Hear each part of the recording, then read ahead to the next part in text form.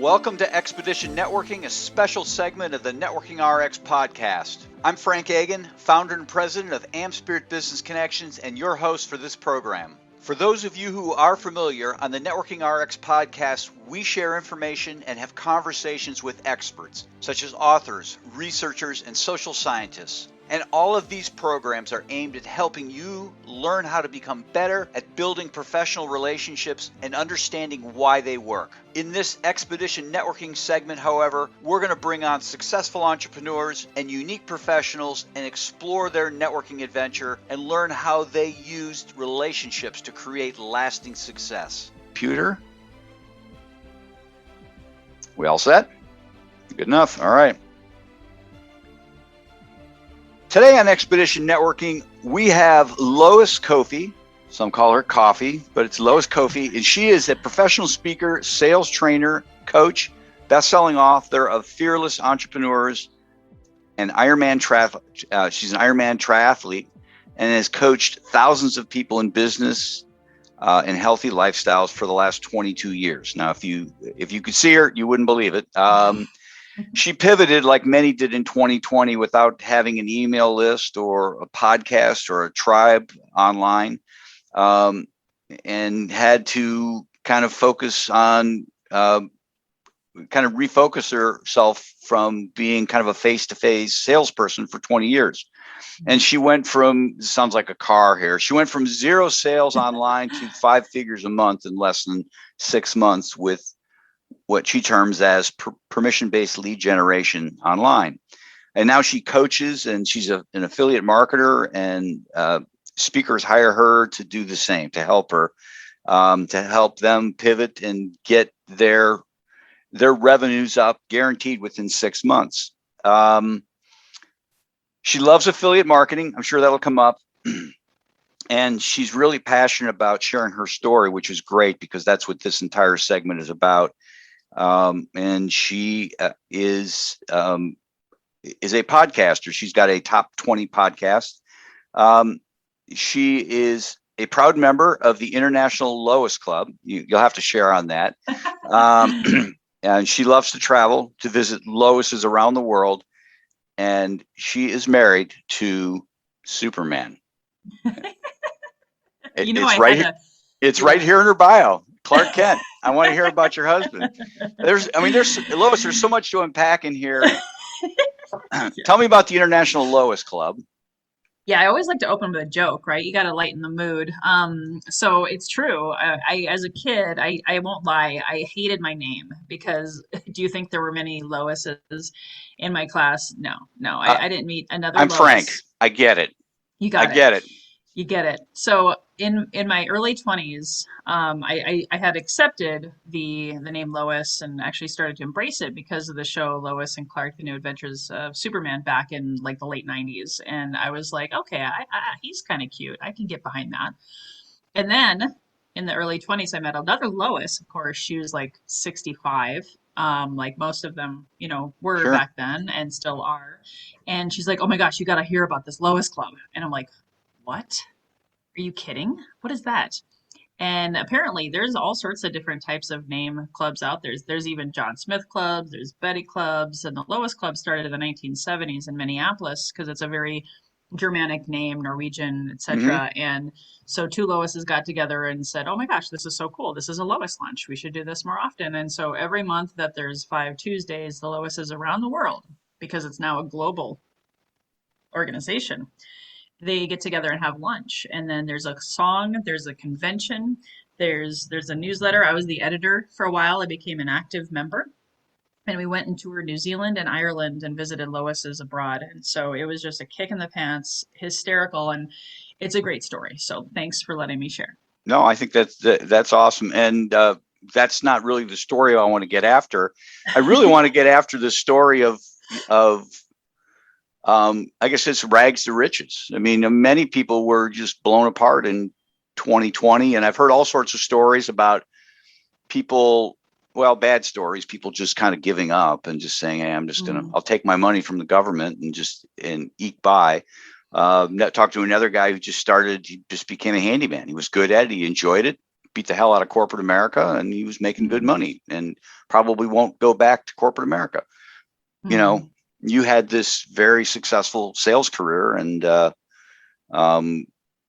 rug was figuratively pulled out from underneath you. Yeah, and it's a really cool full circle story. I'm going to try to keep it as short as I can because even since you and I met, I just can't keep reflecting on how did this happen? How did I get here? Because I really do feel so much gratitude because there are a lot of people hurting out there. And for me, I was an offline, face-to-face, belly-to-belly, kneecap to kneecap salesperson for over 20 years. And you put a person in front of me, I'll have a conversation. There'll be follow-up, and within 60 days, they would either become a customer or they become a referral partner. And I know you and I talk about the value of Mm-hmm. relationships. I built my business by referral and word of mouth pretty much for those 20 plus years. And I never had an online business. Okay. I didn't even have a website, Oh, wow. you know? So I was getting ready to launch in January 2020, actually, a brand new business, technically, because I had been struggling with imposter syndrome for 13 years. So I'm sharing this because there's a moral to the story here. But I was really struggling with selling myself and leading with Lois. And I was selling very successfully for these other companies. I was like a top salesperson, recruiter, but I wasn't really happy. It wasn't really my true calling. And I was starting to get depressed. This Mm. was even before the pandemic, truth be told. And I actually was working too much, 7 days a week and spinning my wheels at times and frustrated and beating my head against the wall. And that's why I met up with a coach who said, Lois, you need to just put out your own shingle and go for it. No more fear. Because I was really addicted to fear and hiding behind, a mask. And I feel like 2020 has done a lot of removal of the masks for a lot of people, like your Mm-hmm. friend who's, happier now, sounds like, right? And not only did the pandemic hit right then when I was launching, and I was going to do everything in person. I was going to do everything in person. I was going to fly around, jet set the country, the world, whatever, and do in-person sales training and coaching. And my brother dropped dead in February. Pandemic hit. My kids were 7 and 11. We had just moved to Southern California, so they had already just barely gone through the trauma of moving across country and having to start all over. New teacher, new classes, new school, new house, new everything. So we were going through some stuff even that first little bit before the pandemic. Then the pandemic hits, and we now have to homeschool 2 kids, never having been trained for that. Right? Then my mom got sick. Same exact week as the pandemic hit, and she went into hospice and died a couple weeks Mm. later. And I also had 2 friends, commit suicide. And in a short order, around kind of the whole 6 month period was like a blur for me. So not only did I was facing my fears and doing a new thing, I was also dealing with grief of 4 people. And I was trying to be a good parent and a homeschool teacher and a good wife all at the same time in a new state. Don't you get to a point where you just hit so many times you kind of become numb to it, right? I mean, Oh, trust me, don't get me started on that. Yes. And, there's that fight or flight that we all have in our, yeah. our reptilian, caveman, whatever brain you want to call it. I was to the point where it wasn't fight or flight anymore. I had no fight left and I didn't really want to go anywhere else. I just wanted to be still. And I went into the third F, which is the freeze. And I paused and I really looked at myself. And that fourth F, I'm going to throw it out there, the fear.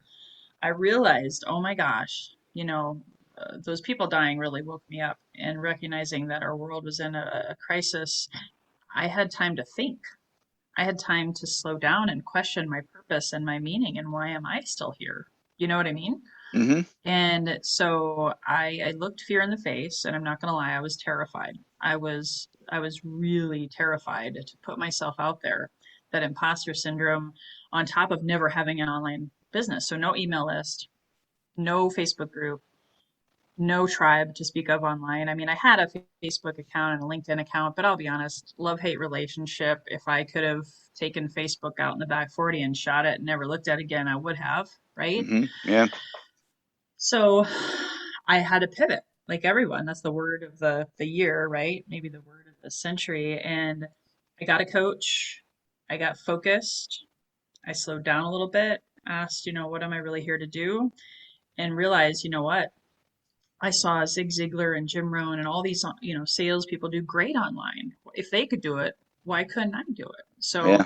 I built an email list. I built a tribe online. I went from 0 to 5,000 in that email list. I went from $0 in online sales to 5 figures a month in that same time frame, simply by pursuing my truth, speaking my truth, being seen, being heard, being authentic. I had taken off the mask. I was tired of it, being that, I can do it all things, woman, salesperson, hear me roar. And I was just honest with people. I said, hey, you know what? I just lost family members and I'm new to this online space, but I'm figuring it out. And I'd love to coach you on how to figure it out too. Would you be game for that? And I had people left and right signing up for my webinars, signing up for my email list, tuning into my brand new podcast. And it was really just facing fear, looking at what am I here to do, and going out with faith and doing it anyway with accountability of great coaches and mentors.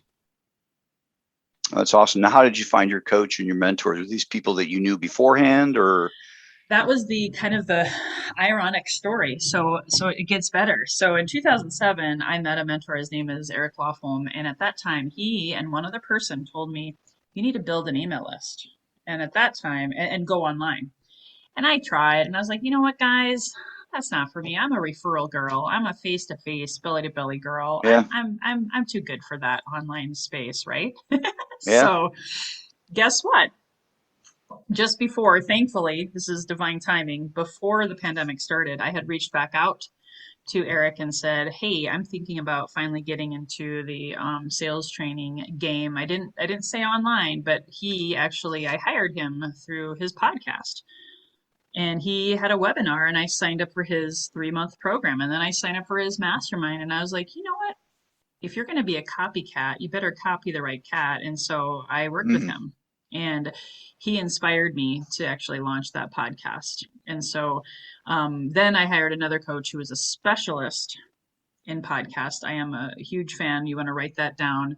Hire the specialists. Yeah. Because as Eric is a specialist in sales, and he got me going in that, and webinars, phenomenal webinars and speaking. So he got me going in that.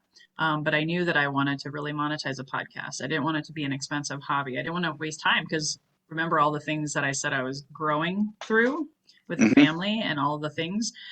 I didn't want to do that, because 70% of people that start a podcast quit, and I'd probably say 80%, give or take, don't make any money doing it, right? And I was like, I'm not going to be one of those numbers. And so I hired a coach who helped me launch into the top 20, got me to really get into online course creation at a much deeper level, and helped me get to my first 4-figure month was the month I launched my podcast. My first 5-figure month was the month I launched my beta online program, and I marketed all that stuff through my podcast. So I was able to generate 6 figures in my first month with my podcast, with the support of a specialist. And then of course I always had Eric in the back, cheering me on with sales processes and flow and stuff like that.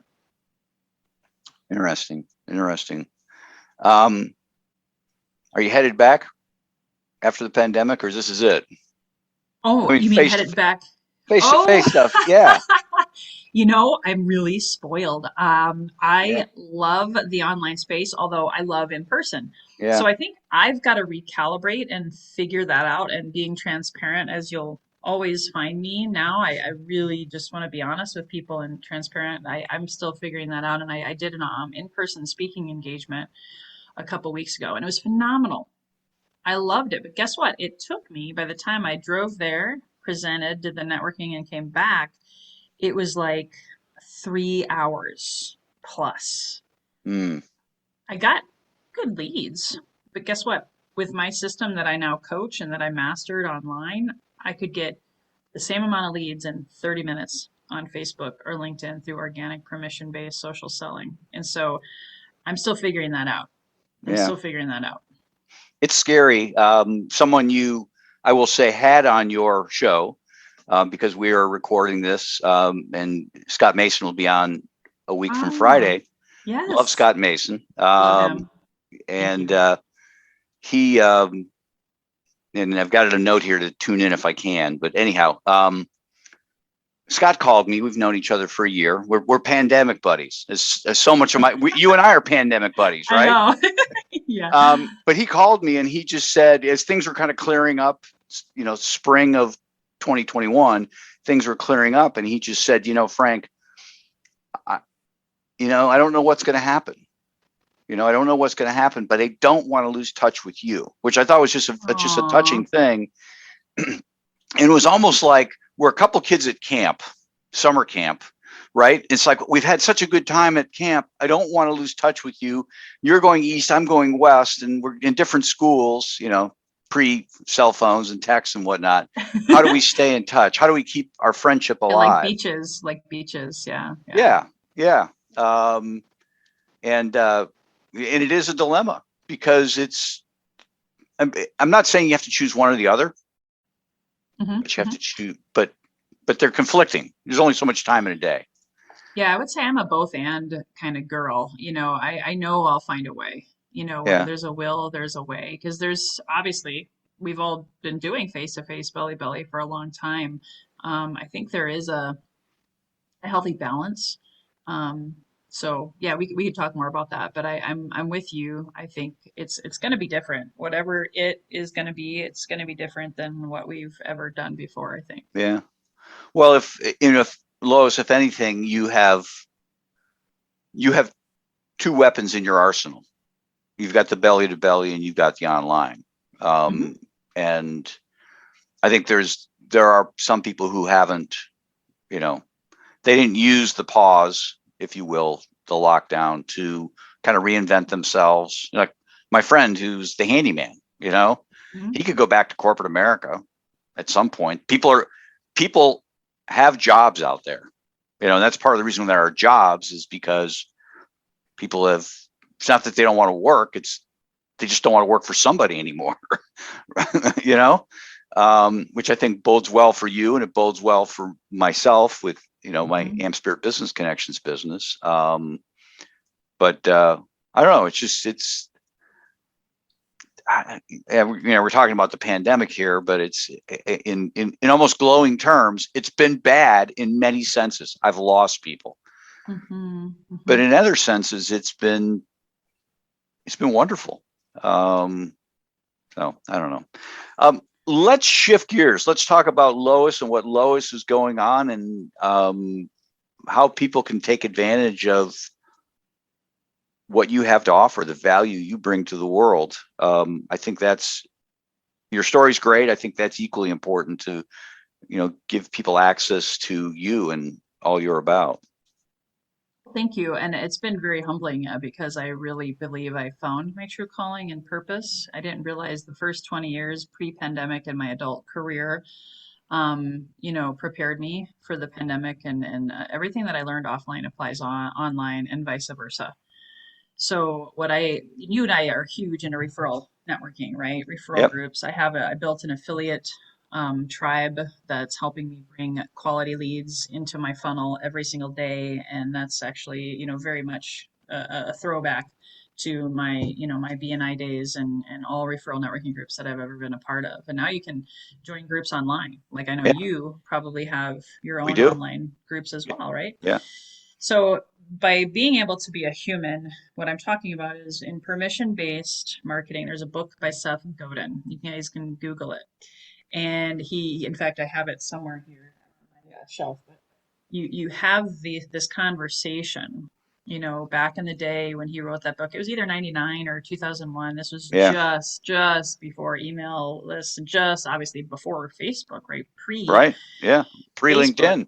He even said, and this is one of my favorite quotes, he's like, if Jesus were alive today, he'd have his own tribe and email list, 110%, right? So why not you?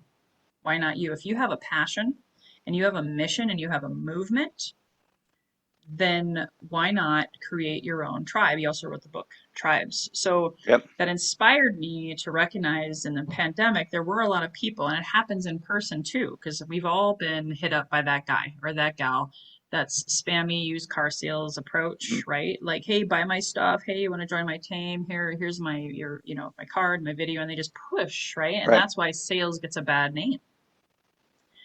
And so when I was going through my loss of my brother that week, This guy just kept hitting me up with messages on Facebook. And I'm like, dude, this is not a good time. So Mm-hmm.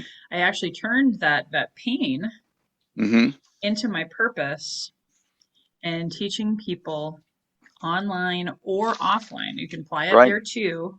In my Done With You coaching programs, also I have free 5-day lead generation challenges that are all around this permission based, even referral based focus of how do I become attractive to people?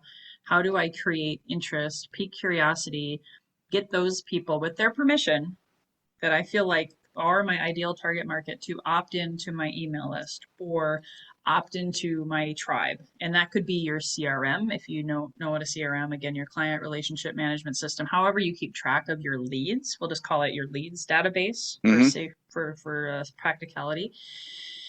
But you're building a gold mine. Jim Rohn, they all taught about that.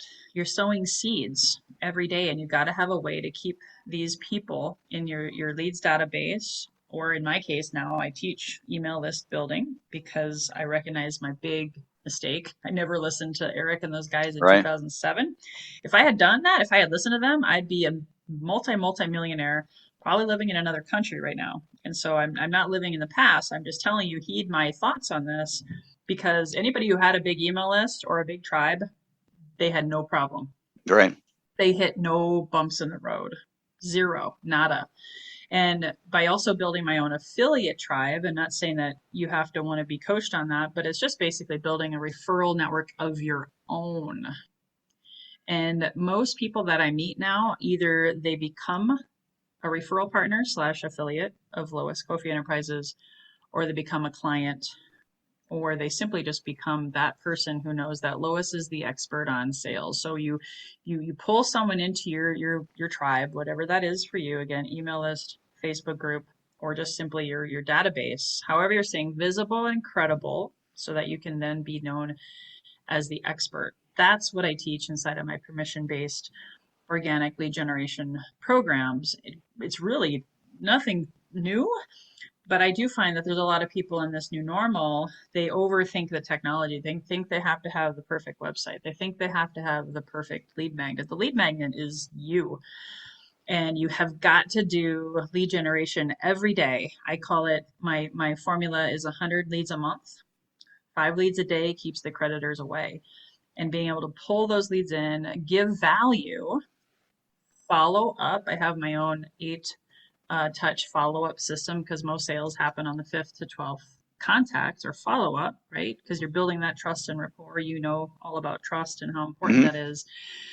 That's the system that I create. And with people, I even have a done for you option for those people who are, maybe their own bottleneck. They don't have enough time in the day to do all the right lead generating and income producing activities because they're already serving clients. They're already at that 5 figures a month, but just can't get to multiple 5 figures and beyond. Right. Because again, you can't be a one-man band. That's another thing that I learned in 2020. I had my virtual assistants. Now I have 2 virtual assistant teams that help me get to multiple 5 figures and stay there. So you don't have that roller coaster, feast or famine income. You have predictable, stable leads coming in, follow-up processes with those email campaigns and those webinars, all of the things that I put inside of my programs to help people, again, take that lead, nurture it, water it, plant more seeds, see it grow, and turn it into a harvest of cash. And of course, most importantly, impact and being seen, being heard, and being paid and serving that client. Yeah. What That would might be have a been more good? than you were looking for. No, no, it's your story. How would people get a hold of you? I know you have programs out there. Maybe that would be a good jumping in point for. Yep, absolutely. And I'll make sure you get the links. I have a Facebook group. It's a permission-based selling, taking coaches and high-ticket leaders to 20K months and beyond. Again, that consistent monthly, predictable $20,000 a month and beyond income. So if you can join that group, that Facebook group, I'll share that link with you. But that's sharing my trials, my tribulations, my wins, my losses, client testimonials, and helping cheer everyone on to that consistent income learning my system and my tools. And then I do have my 5-day lead generation challenge that helps you build that muscle over 5 days to learn how to get to that 100 leads a month formula that I teach inside of my programs. But it's condensed over a 5-day period to give you that extra boost, to jumpstart, if you will. And I've had people just from doing that generate a 6-figure month, which is really cool because there's just so much going on in our heads these days with all of the things, right? Technology and Zoom and lead magnets and blah, blah, blah, that they can't see the forest for the trees. So a lot of what I teach is very practical, very applicable, and I've seen people have great results just by doing that, and that's free for your audience. Okay, yeah, please get that in the show notes. Good way of getting a hold of you, email, or just, I guess, probably through contacting you through those programs. Yeah, through the programs, through Facebook group, but definitely email address is great, Lois@loiskoffi.com. And I love how you say Koffi, not coffee, but it is KOFFI.com. So email is fantastic. LinkedIn is fantastic. But email is great. I really appreciate your time today. This is very insightful. Thanks, Frank. To wrap things up, remember, we're looking for some enterprising business types to join our team as franchisees of AmSpirit Business Connections. Our franchisees work with entrepreneurs, sales representatives, and professionals in their area to help them become more successful through networking and the exchange of quality business referrals in a structured weekly morning meeting. This is a unique franchise opportunity, you see, because these meetings are in the morning. A successful business type or professional can add this franchise opportunity onto what they're already doing. Again, all of our franchisees do something else. For a couple hours in the morning, a few mornings a week, these franchisees work the AmSpirit Business Connections model. The rest of the time, they're attorneys, accountants, realtors, coaches, and consultants of various kinds. The wonderful thing is that not only do our franchisees realize a financial gain from operating the AmSpirit Business Connections model, but the business networks that they build and develop become a great source of referrals for their primary business as well. Perhaps you know someone, perhaps you are that someone. Whatever the case, to learn more about the AmSpirit Business Connections franchise opportunity, please contact me using the email in the show notes or the one we provide at the end of this program. Thanks for joining us on the Networking RX podcast. Please put what you've learned into action today and let us know if you have questions, comments, or ideas for future topics. You can email them to us at podcast@amspirit.com. That's AMSPIRIT.com. Finally, so you never miss an episode, be sure to subscribe to the Networking RX podcast through iTunes, Overcast, or however you receive your podcasts. Now get out and network with someone. The Networking RX podcast is the copyright production of AmSpirit Business Connection. All rights reserved.